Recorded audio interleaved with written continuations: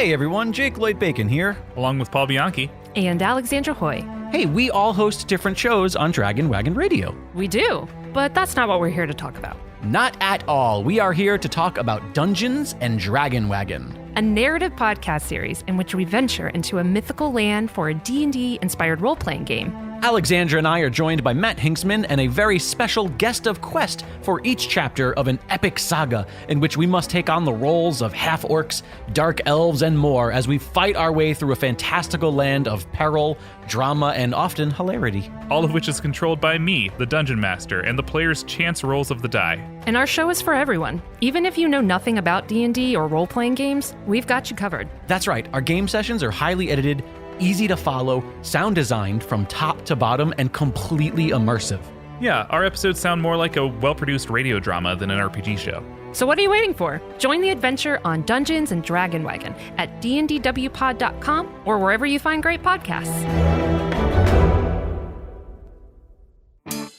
It's the greatest mystery in literary history. A divisive question with highly contested answers. Who was the writer behind the pen name William Shakespeare? Welcome to Don't Quill the Messenger.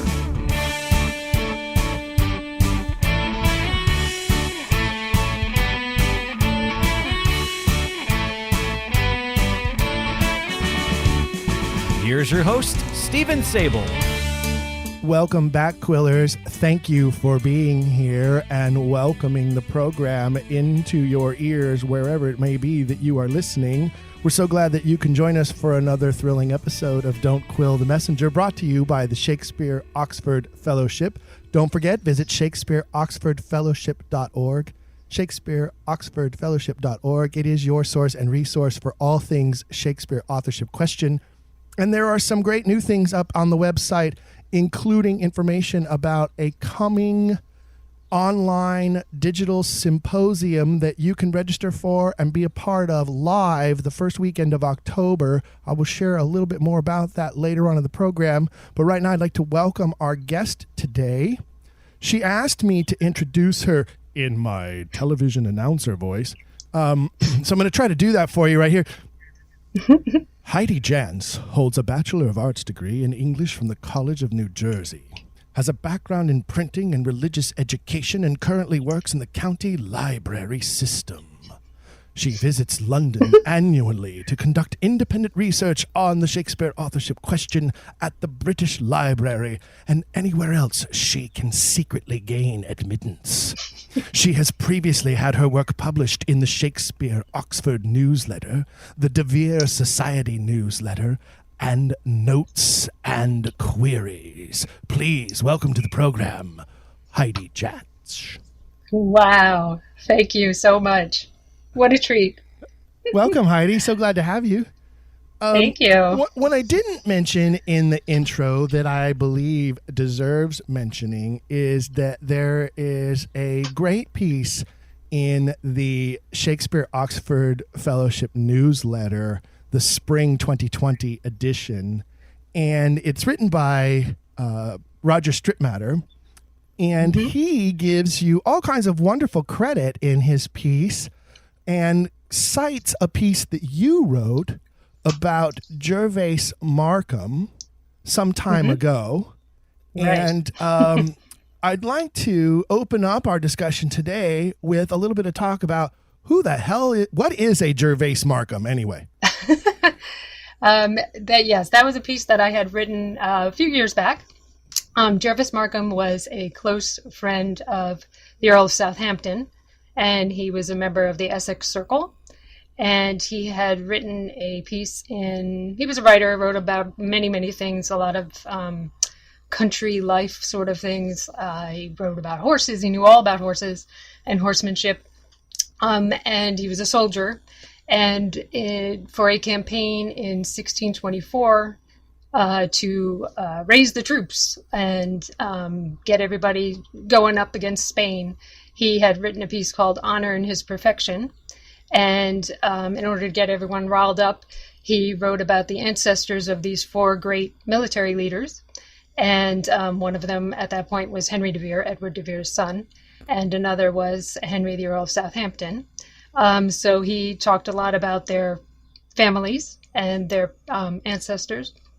And he had some very nice things to say about Edward deVere, the 17th Earl, and of Henry of Southampton also.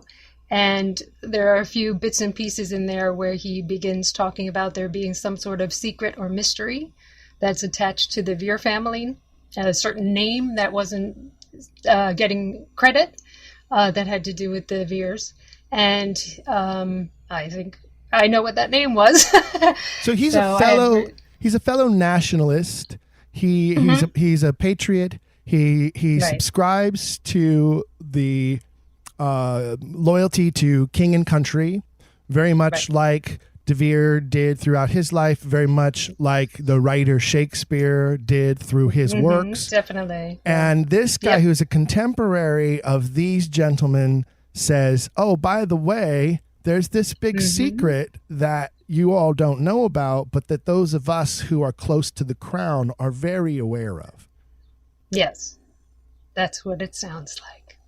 So that was a result of me just looking into a quote that I had read again and again about Edward deVere, and then kind of looking around in the original text to see what else he might have to say. And so I uncovered that, I would say.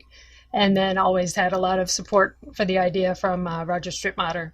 So it was very exciting when you mentioned it down at the press club in the spring at the Shakespeare Identified Symposium. So that was really exciting to be credited for that. Yeah, well, you received honorable mention from one of the top celebrities of the Oxfordian movement. Yes, blush. Yep. Now, how did you discover, I know you touched on it just briefly right there, but how did you discover who this guy Gervase Markham, by the way, he's not related to Ricky Gervais at all, is he? I don't believe so. Okay. But that's how I pronounce it, because that was my that's my access point, Ricky Gervais. They're spelled differently. I'm just being cute. But so how do you discover this guy Gervase and Markham and his writings? How prevalent are his writings? How easily accessible are his writings? Are there more writings that maybe should be further researched? Well, like I said, most of his stuff is not really, I mean, he was a poet. So we have a couple dedications from him to the members of the Essex Circle. So we know he was connected to Penelope Rich a little bit, and, Essex, of course, the Earl of Essex, and that whole gang. There is a sonnet that he had written to Henry Wriothesley of Southampton. A Roseley by any other name would smell just as... I know, that's why. But actually, there's like 6 different ways you can pronounce that name, and no one can agree on what the right one is. But I'll just say Henry Southampton. You'll know what I mean. Sure. So the third Earl had a sonnet written to him by Gervase Markham, and where he says something along the lines of his eyes crown the most victorious pen. So it has been suggested before that most victorious pen was Shakespeare. That's who he was talking about. So in this honor and his perfection, in the one section, he's making allusions to another writer and not being able to compare, I could never write anything about you to compare to this other writer. At a point where I think he was, talking about Shakespeare. So, well, even Stratfordians would have to admit that the pen of the man behind the name Shakespeare was a great credit to Henry the Third Earl of Southampton. See, it's catching. Right? Yes. They have no choice but to accept that. I mean, especially when you look at the dedications of the first 2 epic poems, when you look at the sonnets. I mean, even Stratfordians have to admit that Markham's words there ring absolutely true. He, Southampton does crown the pen of that poet. The big question is, why would a guy from Stratford write such things about a earl of the court? Another question is, why would Markham, who obviously knows that, allude to the fact that deVere is the secret writer? And why would Henry deVere, the 18th Earl of Oxford, who was basically tied to the hip of the Earl of Southampton, why would he not have also known this Stratford guy? If the Stratford guy knew Southampton so well as to write all this beautiful poetry for and to him. Right. And there is no evidence of that. So, unfortunately, that whole story falls apart. I think that one of the linchpins to this mystery actually might be Henry deVere, the 18th Earl of Oxford. How so? Well, I think that the relationship between Southampton and Henry deVere is one that needs to be better explored and further detailed. Because like I say, if there was this Stratford poet who knew and loved Southampton so much, how come Henry doesn't know it as well, since he and Southampton were best buddies tied at the hip? In fact, they died together in battle. Yes. On this campaign that Gervase Markham was raising, unfortunately, trying to get, national pride behind, Well, the best way to assassinate somebody in the military is to hang them out to dry in a battle campaign. We now know that to be true about Colonel Armstrong Custer. That he was a hated man amongst his colleagues and peers, and they hung him out to dry in that battle, hoping that he would fail. So, there are a lot of battlefield deaths that are very questionable throughout history, and I would argue that Southampton and Henry deVere are two such deaths that deserve some more microscopic attention. Oh, that's interesting. You're going to work on that? Yeah, I'll get right on that. Let us know what you find out. I'll get right on that. No. You're the one who is traipsing off to London every year. Obviously, not this year, but you're the one who's traipsing off to London. You mentioned in your bio, it mentions that you go to the library in London, and you included in there, which I kind of made light of, but you included in there anywhere else that you can gain access. Tell our listeners, what exactly does that mean? Is it really a closed, secret society of scholars who are only allowed access to some of these files and research? What is that all about? Well, for the British Library, where I usually end up is I think it's called Rare Books and Music. So it's not, the really one-of-a-kind stuff, but it's more rare pieces and books.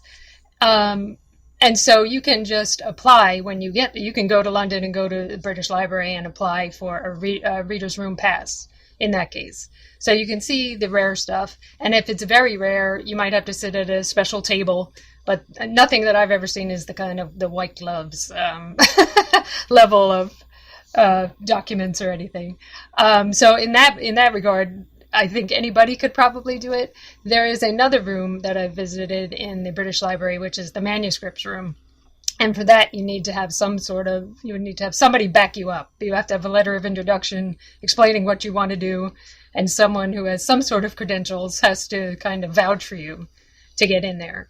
And the reason I went in there was because I wanted to see Edward deVere's signature. They have a copy of a property deed that he had signed. So I was able to get in there by asking an associate at one of our sister organizations gave me a recommendation to get in there to see that. So that was exciting, and it's helpful if you know some people in academia. I know several university professors who have also been willing to vouch for me and send a letter. I visited the College of Heralds in England as well. I was looking into Shakespeare's arms application and some information to go along with that. For that, you need a real, you really need an official letter to get in there. And again, I know a professor who was willing to write me a recommendation on the letterhead, the college letterhead, and so that was able to get me in there. One can imagine Shakespeare of Stratford saying, "I am a gentleman, And if you want to study me, you must prove your worth. Exactly. I can see that. But that was really neat. And actually, I had told them I was looking into ARMS applications, but they also have some deVere related stuff there that I just happened to write on my list of requests. So I was able to see some of the deVere subterfuge, some deVere genealogy stuff while I was there. And also they have a copy of the Percival Golding quote. I don't know if you know where he had said that his uncle was a man of mind and body absolutely accomplished, and that he lies buried at Westminster. One of the copies of that is at the College of Heralds, so I was able to see that. So that was good. That was exciting. Do you ever, when you go there and you kind of work the system the way you need to in order to gain access to these rooms and these documents, do you ever feel like a heroine in a Dan Brown novel? I sure do, especially that one at the College of Heralds, because the Herald saw the letterhead that I had mentioned, the college letterhead, and assumed that I was a doctorate student, which I had never said. I had said I was writing an article, but she was talking to me as if I were a doctorate student, and I was like, oh, okay, thank you. I didn't say I wasn't, but I didn't want her to take away the books she just handed me. So I just said, okay. Yeah, but I mean, yes. I don't give false pretenses. I'm working on my PhD. Yes, exactly.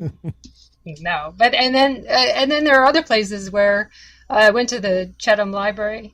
I'm probably pronouncing that wrong, in Manchester, and because they had a copy of Plato, the works of Plato, that belonged to Ben Jonson, and Ben Jonson, of course, wrote in all of his books. He wrote his name and signed it and said, this book belongs to Ben Jonson. And in the works of Plato in that library in Manchester, it says that this book was given to him by Henry deVere, the illustrious Henry deVere. And because it was published in 1578, I kind of had hopes that it might have belonged to his father and that he might have written in it. But there was no writing in it except for Ben Jonson. Except for big bold print, this book belongs to Ben Jonson. So are you telling me that's exciting in itself? Are you telling me that Ben Jonson invented those little adhesive placards that Reader's Digest will send you with your name on it that you can stick inside the cover of your... What are they called? It usually says Ex Libris from the library of... on those book plates. But no, not for Ben Jonson. I mean the ones from Reader's Digest. Right. Don't they? Okay. But Ben Jonson invented that, apparently. Yeah, maybe. He did a lot of stuff. He doesn't get half the credit he deserves, I think. But I'm a big fan of Ben Jonson. I think he's the key to this whole thing. I don't know that I disagree with that. I think that it's unfortunate that we haven't been able to find more proof of that than what we have. You know, the interesting thing about many of the trails that we as Oxfordian researchers can follow is they all get very exciting and they all get very, very close, and then they go cold for some reason or another, or they just end.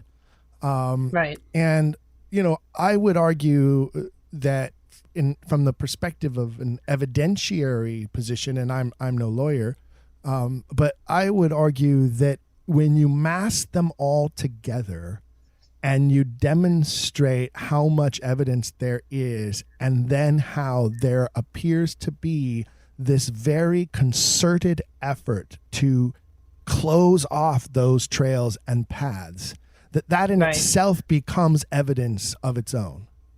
Right. Yep. That's the whole dog that didn't bark idea, right? Exactly. Yeah.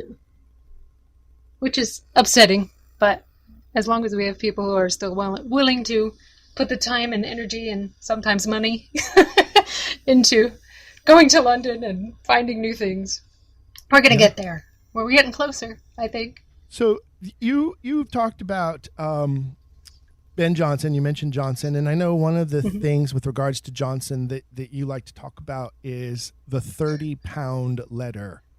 I like to talk about it.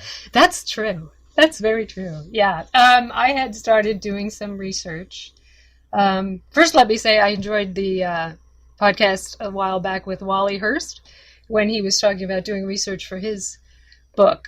Yeah, But that was a fascinating episode, and great segue for me to say to our audience, if you haven't listened to all of the Quiller episodes, we have more than 30 in the catalog now, and you should definitely go back and start picking titles and topics that are of interest to you, and spend something some for time. everyone. Yes, do some binge listening, and while you're at it, give us a review and a rating on whatever streaming platform you are using to listen to us. And if you would, visit the swag shop and purchase a t-shirt or a coffee mug. You'll be shocked at how much wonderful conversation a piece of Don't Quill the Messenger swag can create out in the world. I am living proof of it. 30-pound letter. Yes. Sorry. Shameless Wally. Plug. That's all.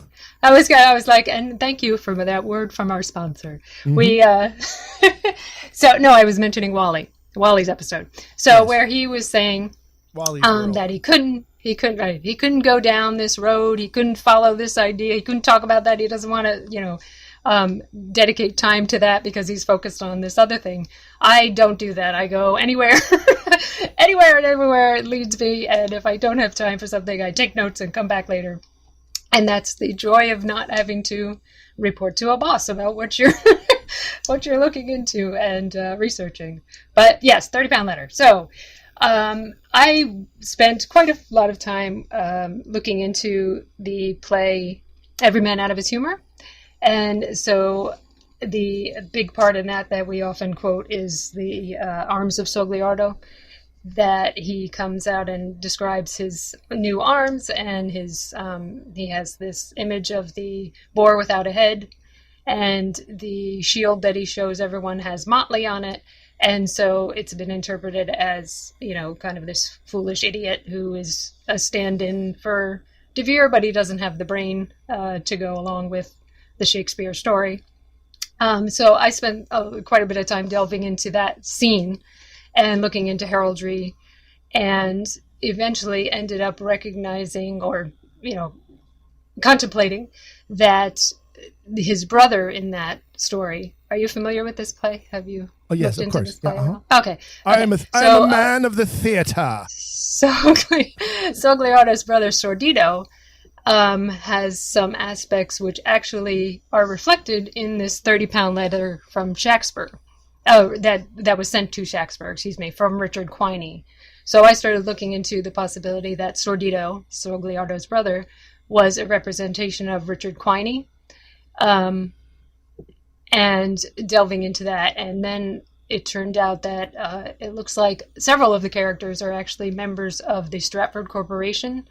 That was an establishment in Stratford that had several associates that Shakespeare had, was associated with. And I ended up looking into whether or not those arms, the arms of Sogliardo, were actually meant to represent the Stratford Corporation.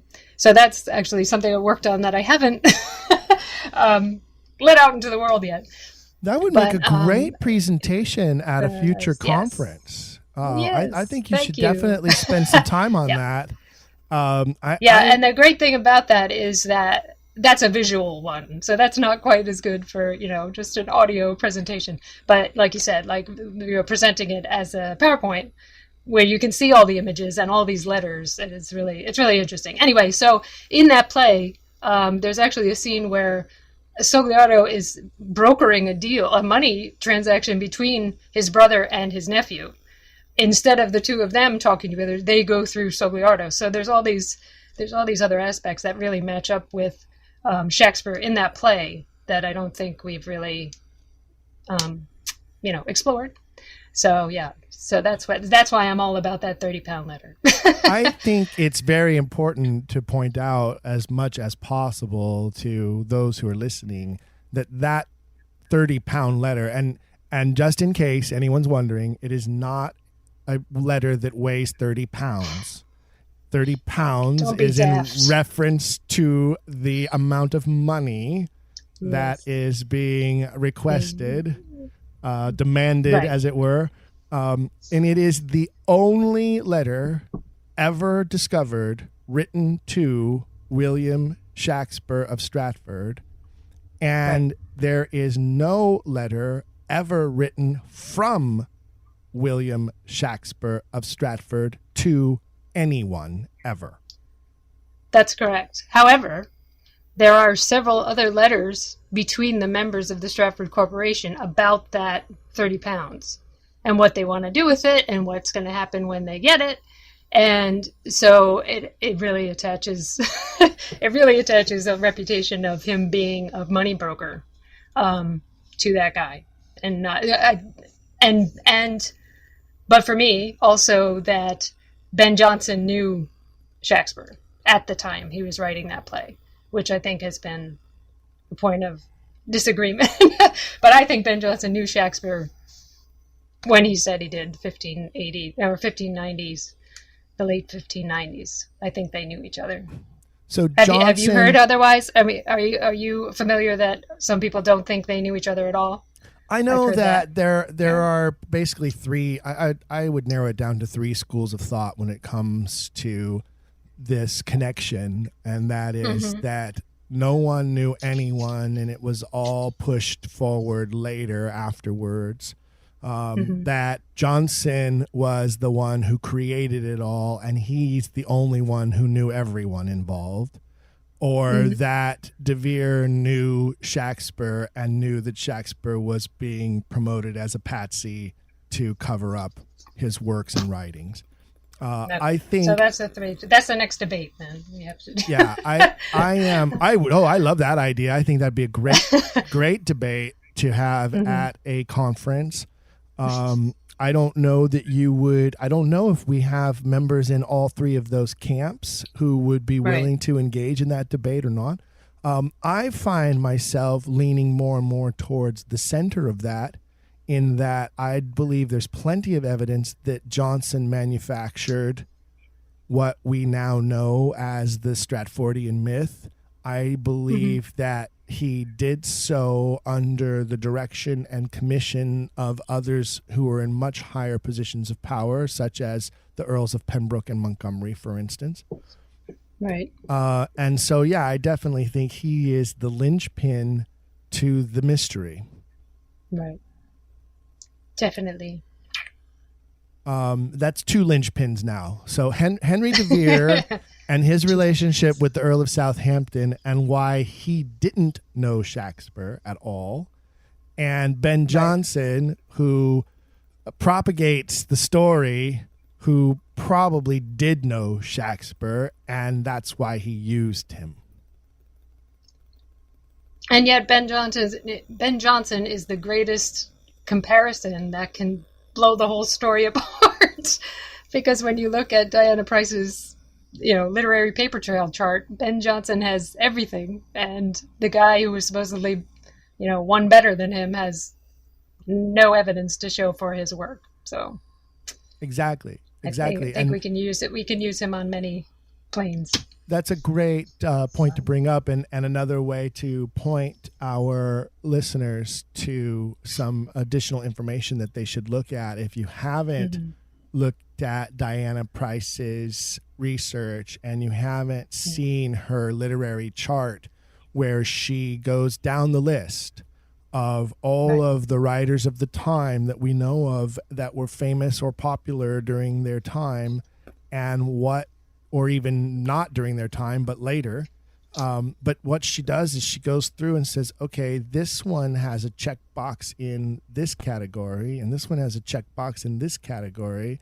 And some of those checkboxes include letters of correspondence to and from other people, contemporary mentions of them as a writer while they're alive, posthumous mentions of them as a writer. And she goes through and it's a fascinating chart where she very specifically points out all of the others have at least this many check boxes, and this cat from Stratford has none. 0. Yep. It's crazy. crazy. Yeah, so I encourage listeners, Google that. Google Diana Price literary evidence. That probably will lead you to what you need to find. From Shakespeare's unorthodox biography.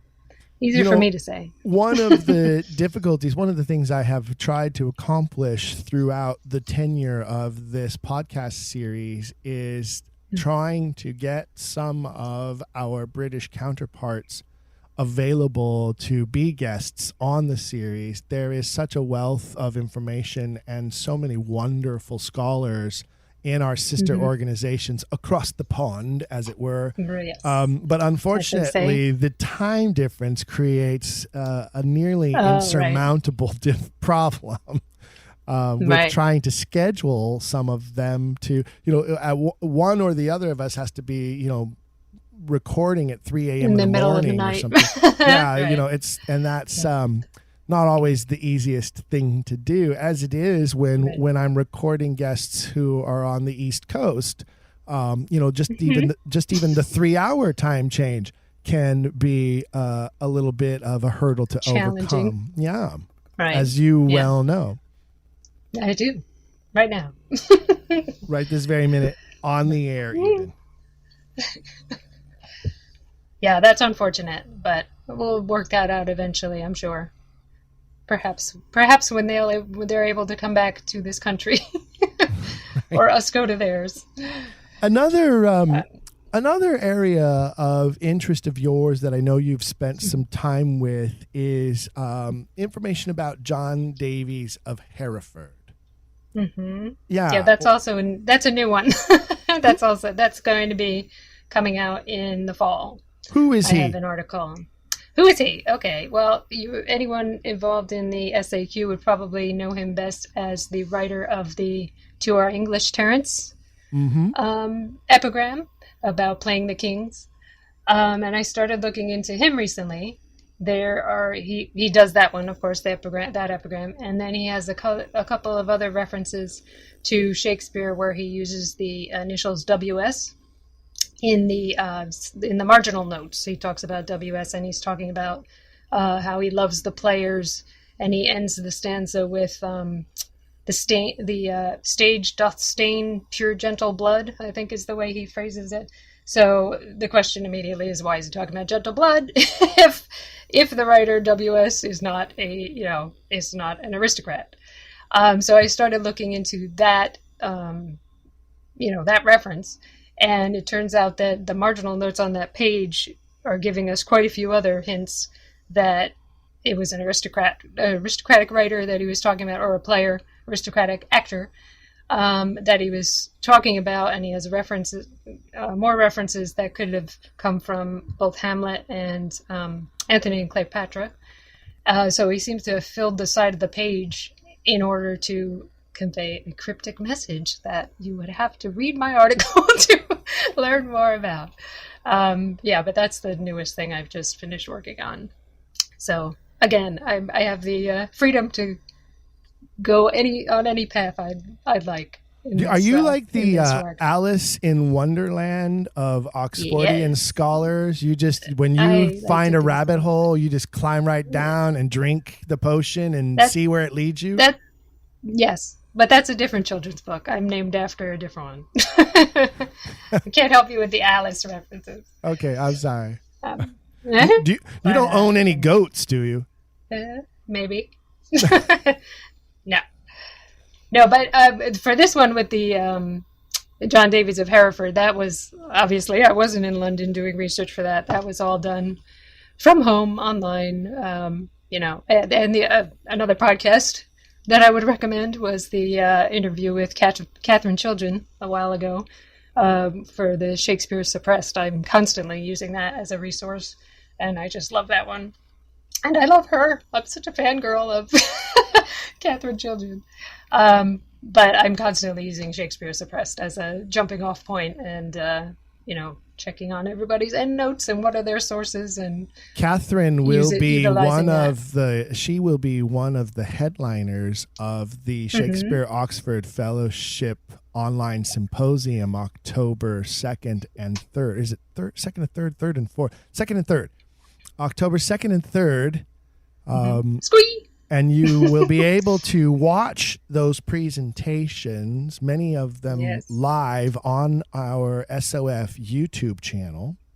There is also the opportunity to register for the symposium. It is not required and it costs nothing, but if you do register, the key to that is really just about us being able to send people additional support documentation and information regarding the presentations. So registrants will receive basically an itinerary of the broadcast schedule, a supporting reading list, reference citations, that kind of extra detail. But it is not required to register in order to just tune in live on our YouTube channel. It begins Friday evening, October 2nd, and then it continues throughout a full 8-hour day of broadcasting on Saturday, October 3rd. You don't have to commit to an entire 8 hours. You can pop in and out as you wish. You can look at the schedule and determine which topics are of most interest to you. And if you miss a couple throughout the weekend, they will be reposted on the YouTube channel for others to view later on throughout the fall. So it's a wonderful opportunity to view some of our all-star heavy hitters who will be on hand broadcasting live from Napa, California, as well as some pre-recorded work that will be coming from presenters all over the country, including some in other countries, because we are an international organization. And so we hope that listeners will make a note on their calendar and choose to join us for the online symposium coming up in October. Yes, join us. We can't wait. Hooray. Yes. So yes. Another thing I wanted to talk to you about and ask you about, because I think it's interesting with your background, English majors. Yes. Like such as yourself, tend to be overly indoctrinated with the Shakespeare mythology. They tend to be some of the hardest cases out there to get them to open their minds to the idea that there might be some other truth here. Some of the debates that I have had with those that I know on this topic that have become the most heated, in fact, have been with English majors, English literature majors, who just don't want to yield one iota. They don't want to look at one shred of evidence. They don't want to read one single book that counters the belief that was instilled to them by Dr. McNeil, their senior year of high school, who is the hero that inspired them to become an English literature major and become an English teacher. And God forbid, if I look at this with an open mind, the injustice I would be doing to Dr. McNeil's memory.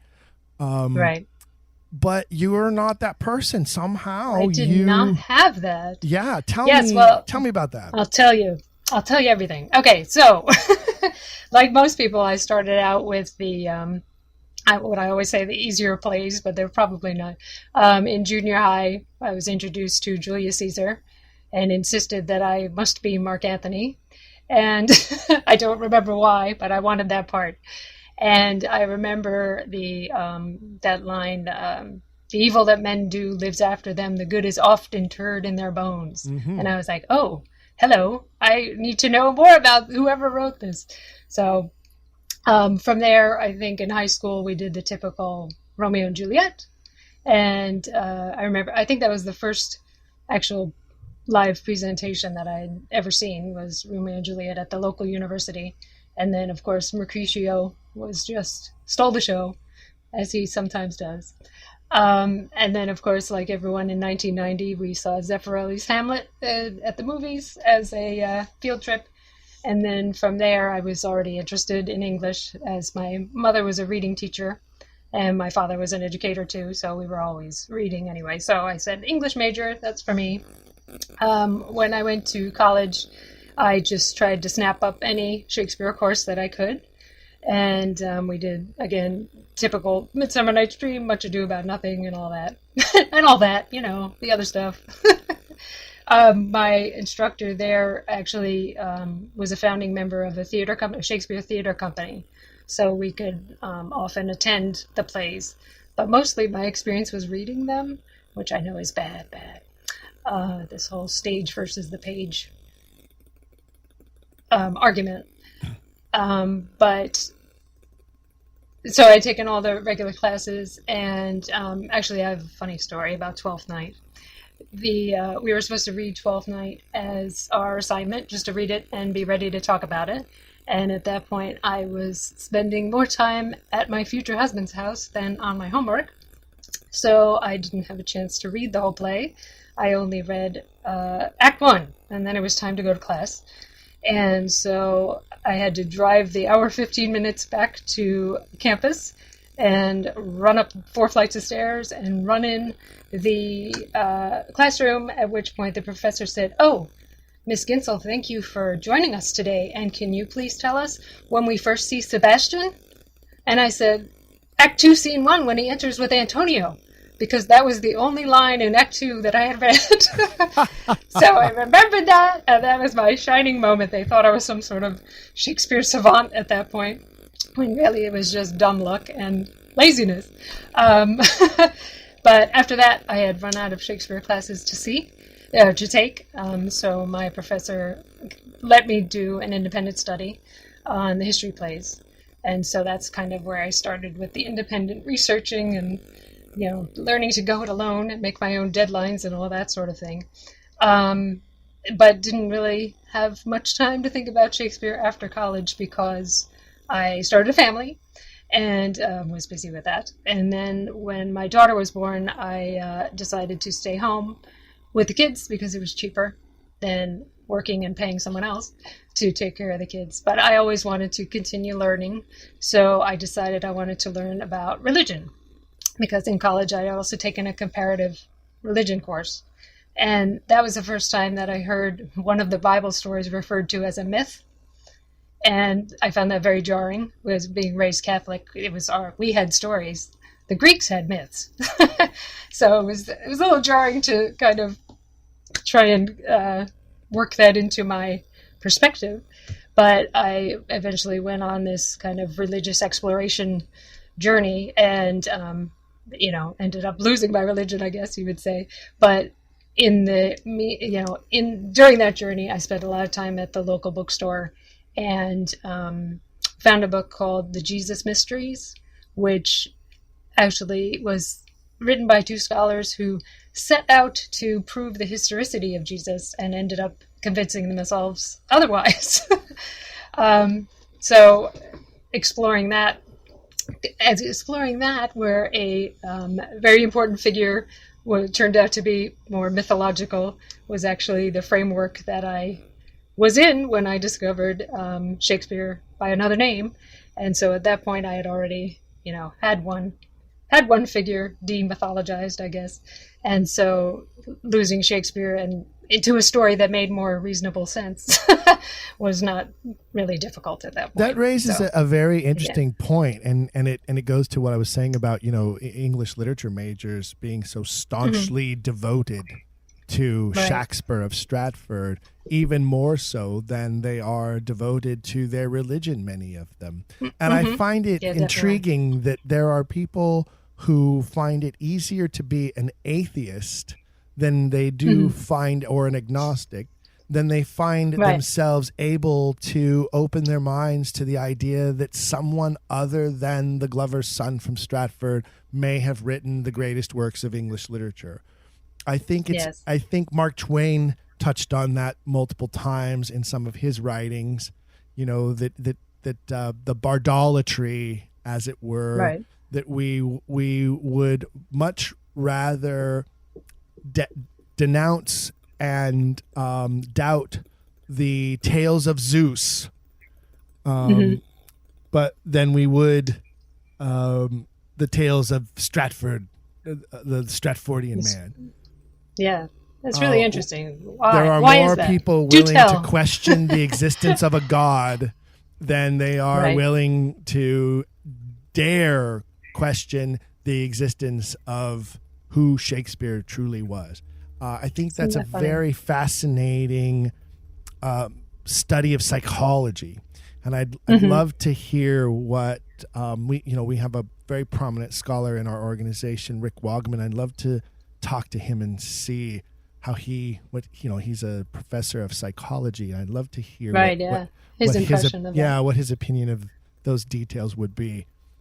Right. There you go. That's the next podcast. And so are you telling me that it was Mark Anderson's book, Shakespeare by Another Name, that was your first introduction to the Shakespeare authorship question?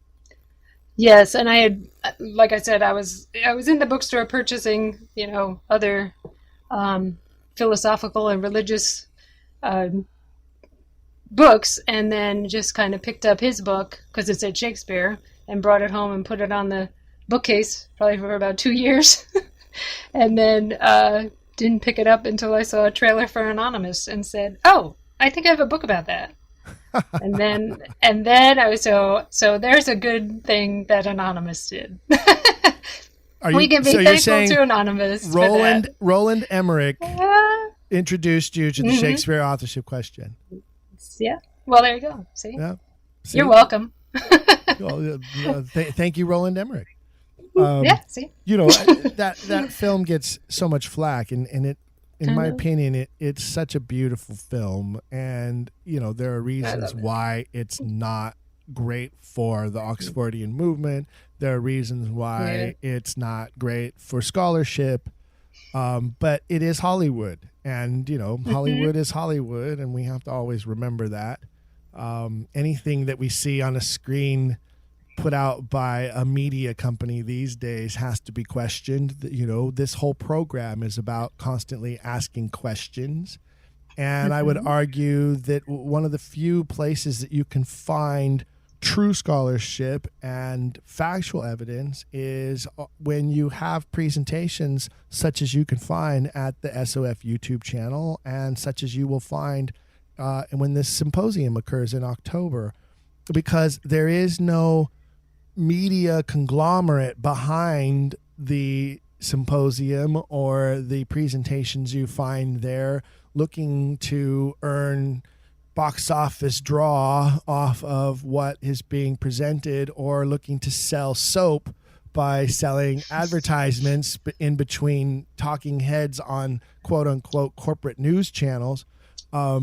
So I think that in the theme of this series, where we always encourage our audiences to question everything, I think what we find is an ability to look at things like Anonymous and say, okay, that's a Hollywood movie, but then also to look at things like Nothing is Truer Than Truth, for instance, created by another one of our prominent members who's been a guest on this program a couple of times now, Cheryl Egan Donovan.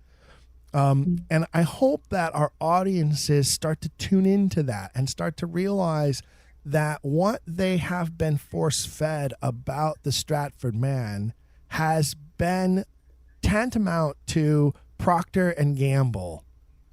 It's not unlike the soap operas that led to the success of the major networks, NBC, ABC, CBS. They're quote unquote news corporations telling us the facts, except that their origins were all about selling soap. And their continued existence is still, P.S., all about selling soap. It's not about selling the truth. It's about selling advertising to corporations to turn us into consumers. And I'd say, the Shakespeare Birthplace Trust in Stratford has made a great deal of money doing that for decades.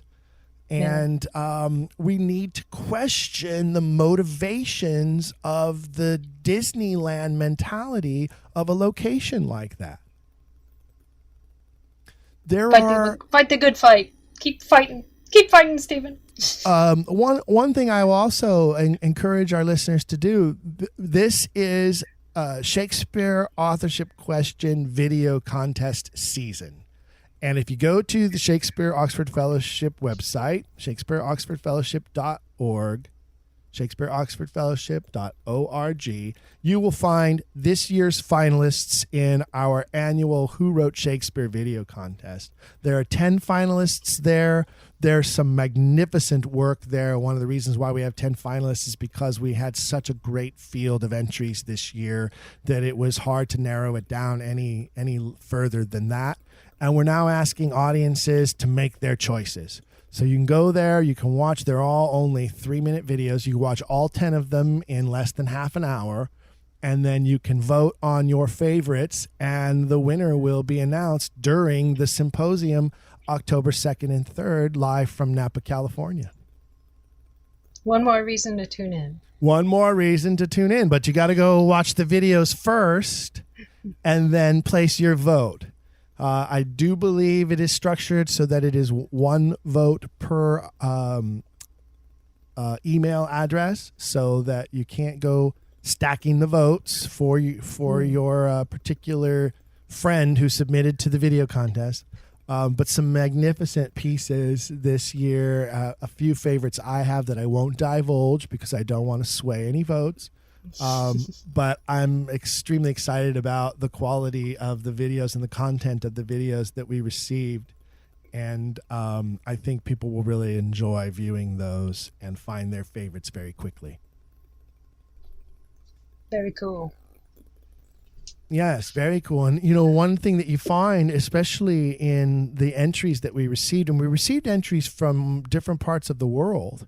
One of the things you find in the entries is also a variety of age groups who are aspiring filmmakers and videographers and potential future Shakespeare authorship question researchers who have really embraced this and done a magnificent job of opening up the questions that need to be asked. So, and in a medium, they're spreading the news. They definitely truly are. And, we live in a visual world where, visual images are crucially important to much of the soap that people are selling. And in our case, it's not soap, it's truth. Yeah. Well, Heidi, is there anything else you want to share with us or tell us about before we wrap up today's episode? So your Gervase article is going to become a presentation for SOF. Is that correct? Eventually, yes. That's what I'm hoping for. Okay, so that will be one of the first things. Is that one more thing to work on? That will become a presentation, either an online presentation over the next few months, or perhaps one to be offered at next year's conference in Ashland, Oregon.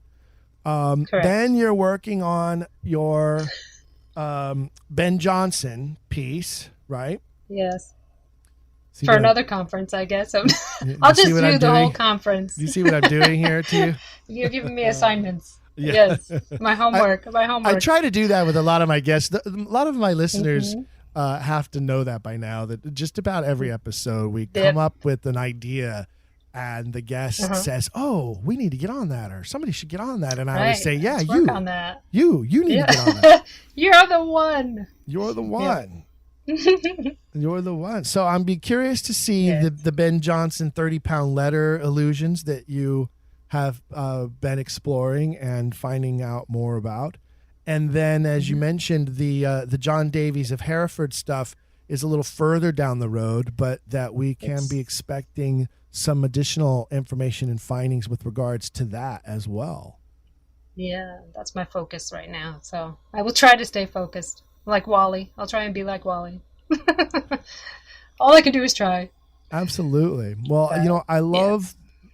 One of the great privileges that I have as a member of this organization is the hosting of this podcast series and the opportunity to speak with researchers like yourself on a regular basis every 2 weeks and put out a new episode and talk about different avenues that we are exploring as an organization and as individual scholars, and to continue to come up with these great ideas about new ways to find additional evidence and support to get to the bottom of this mystery, to hopefully someday finally solve it, or to at least continue to amass an amount of evidence that the rational mind will accept. And I think the further we go into the future, it's unfortunate in many ways Shakespeare is losing a hold in academia, in that it has become in many states no longer even required high school reading. Right. It has fallen out of the curriculum of many of our universities and institutions of higher learning. And in some ways that's tragic, but in other ways it means that there is a generation that is not being indoctrinated with the Shakespeare myth, and perhaps serves to the benefit of opening their minds to exploring what's really here, what the mystery truly is. And I find when I talk to younger people who haven't had a Dr. McNeil senior English shoving the mythology down their throat, that they're much more willing to have the discussion and to explore this mystery. And in some cases, the younger generation gets excited about the subversive nature of our organization and what we stand for. And so I agree. I've had that experience. Yes, I have great hope for the future as we continue to press forward with what I believe is the correction of one of the greatest injustices in the history of human culture. Mm-hmm. Agreed. I'm with you. I'm on your side. Very good. Well, I'll look forward to seeing you perhaps at the symposium in October. If not, we hope. Definitely next fall when we are all allowed to gather again for our annual conference scheduled for Ashland, Oregon. And I can't wait to discuss further with you as you delve further into these topics that we've discussed, and you have something to reveal and report back to the rest of us. Thank you. I look forward to hearing from you again. Thank you for joining us on the program. Ladies and gentlemen, you have been listening to Heidi Jannsch, independent researcher and subterfugist who sneaks her way into the annals of the British Library like the heroine of a Dan Brown novel to bring or us... Don Brown. Don Brown, Dan Brown, John Brown, whatever. Dan Brown's cousin, Don. One more reminder that you can find all kinds of information about the Shakespeare authorship question, details about the coming symposium and other new revelations, the video contest entries, and so much more by visiting ShakespeareOxfordFellowship.org, ShakespeareOxfordFellowship.org, your source and resource for all things Shakespeare authorship question. I'm your host, Steven Sabel. Thank you for joining us on this exciting episode of Quillers. And don't forget, keep asking questions.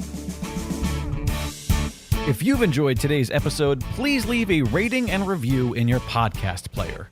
For even more, visit our website, don'tquillthepodcast.com. There you can find official merchandise in our shop, as well as a link to our Patreon. This show is made possible by people like you. We hope you'll consider showing your support by becoming a monthly patron, where you'll receive bonus material and tons of exclusive perks. You can also join in the conversation on our Discord and by following us at Don't Quill the Pod on all social media. All of this can be found at don'tquillthepodcast.com, don'tquillthepodcast.com.